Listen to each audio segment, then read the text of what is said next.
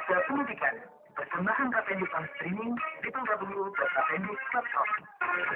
Saya ada sedikit penasaran juga ya, kenapa kita memilih tema sore hari ini lebih profesional dengan kebiasaan baik. Jadi ini awalnya sudah profesional, kemudian ditambah lagi dengan kebiasaan-kebiasaan baik ya Kang Arya? Iya, jadi seringkali profesional itu hanya dikaitkan dengan profesi tertentu. Bekerja sebagai pegawai, sebagai guru, itu disebut sebagai pekerjaan profesional. Padahal di balik profesi tertentu tadi ada nilai-nilai yang mesti harus diperjuangkan. Kalau secara umum profesional sendiri mengacu pada nilai satu, kompetensi yang berkaitan dengan pengetahuan atau kompetensi knowledge-nya.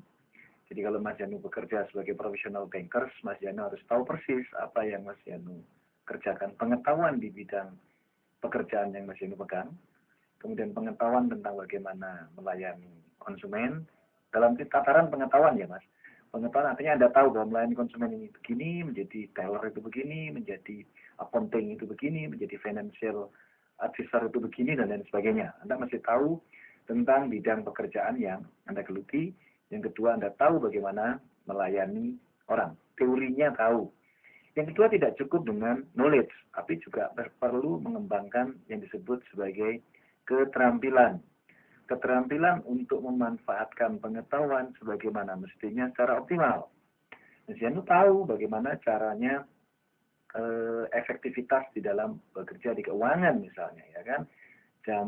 Contoh sederhana, ketika clearing atau penutupan tabungan dan sebagainya jam 2, maka jam 2 sampai jam 4 menghitung duit misalnya. Dengan kecepatan sekian-sekian, maka Mas Yanu harus semakin terampil. Kalau ngitung duitnya cuma satu-satu, Mas Yanu sekarang sudah pakai 5 jari untuk menghitung uang itu. Ya, ini keterampilan yang didasarkan pada pengetahuan. Yang ketiga adalah sikap mental. Sikap mental ini dibutuhkan Mas Yanu untuk seorang profesional, yaitu pertama adalah attention to detail, teliti. Yang kedua adalah kejujuran dan kesungguhan. 3 itu minimal yang harus dimiliki supaya dia disebut sebagai kredibel sebagai seorang profesional. Dan belum lagi apabila sampai pada pelayanan, maka melayani orang lain, maka empati. Empati itu kemampuan menempatkan diri pada sepatu orang lain, pada diri orang lain. Memperlakukan orang lain sebagaimana kita ingin diperlakukan. Mengerti kebutuhan orang lain dan berusaha memenuhinya. Ini baru disebut seorang yang berprofesi bankers sebagai profesional. Dan yang lebih baik bagaimana? Dia harus meningkat di atas rata-rata. Jadi kalau Anda seorang bankers, rata-rata bankers itu pekerjaannya seperti itu, ukurannya seperti itu, lebih baik itu bagaimana? Anda di atas rata-rata. Kalau di skor diberi angka itu, Anda di atas rata-rata pada umumnya. Asrul Ananda pada saat masuk ke Jawa Pos pada saat itu, kita ingat benar Asrul Ananda mengajukan lamaran ke ayahnya selaku CEO Jawa Pos waktu itu. Sepulang dia dari Amerika. Oleh ayahnya dikatakan, sebaiknya kamu tidak masuk di bisnis koran deh katanya. Ayahnya kepada Asrul Ananda. Tapi Asrul Ananda mengatakan, kalau gitu saya akan bekerja di koran lain. Bisa dibayangkan seorang ayah berhadapan dengan anaknya yang meminta anaknya bergabung di grupnya, sementara bila ditolak dia bergabung di orang lain. Berarti kalau anaknya betul-betul bergabung di orang lain, kan dia harus berkompetisi, berperang dalam tanda kutip strategi dengan anaknya. Tentu Dahlan Iskan mengatakan, kalau begitu kamu harus ikut peraturan yang kita punya. Bahwa skormu harus di atas rata-rata karyawan di sini yang berprestasi. Jadi kalau skor karyawan berprestasi itu 9, maka kamu harus 9 plus. Dan yang menentukan bukan ayah, tapi adalah aturan, sistem, dan yang tim penguji tentang kemampuan. Dan betul, Asrul Ananda mampu di atas rata-rata karyawan dimiliki. Ini fair, Mas.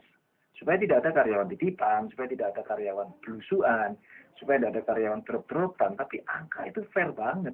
Dengan menempatkan dia di atas rata-rata, orang bisa mengatakan begini, itu namanya bos nang gunung.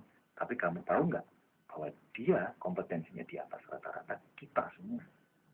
dan Asrul Ananda tidak langsung menduduki kursi direktur pelaksana atau direktur redaksi atau apapun, tapi memang betul-betul memulai dari seorang wartawan. Nah inilah pada akhirnya memang sekarang ya Jawa Post masuk market leader dan tetap bahkan diakui di internasional sebagai pelopor koran yang membina remaja dengan deteksinya itu. Di tahun 2004 deteksi itu dianggap sebagai koran yang aneh-aneh, masuk survei wong sir-siranai dimasukkan surveinya remaja, baca buku apa dimasukkan, ternyata itu yang dicari oleh anak-anak dan digemari sekarang oleh anak-anak remaja, dan remaja yang tahun 2003 yang lalu usia SMA sekarang sudah jadi ayah, sudah pastinya 10 tahun dari itu kan ya pasti sudah besar kan dan sudah dewasa, artinya dia punya kohort baru. Ini kan strategi yang luar biasa. Jadi ke depan persaingan itu makin kuat. Ke depan bahwa di 2015 ada APEC di mana tenaga kerja dari luar bisa masuk ya kemudian Asia Pacific Economic Community dan sebagainya itu yang menyebabkan tenaga dari luar itu bisa masuk bersaing dengan tenaga kerja kita. Tahun 2014 pun bahwa di kepemerintahan kita juga menganut asas PNS yang aparatur pemerintah yang menjadi aparatur ASN ya, aparatur sipil negara itu yang ukuran kinerjanya berbasis kinerja. Jadi mau tidak mau sebenarnya siapapun memang harus bersaing sebelum dia digilas oleh persaingan itu sendiri.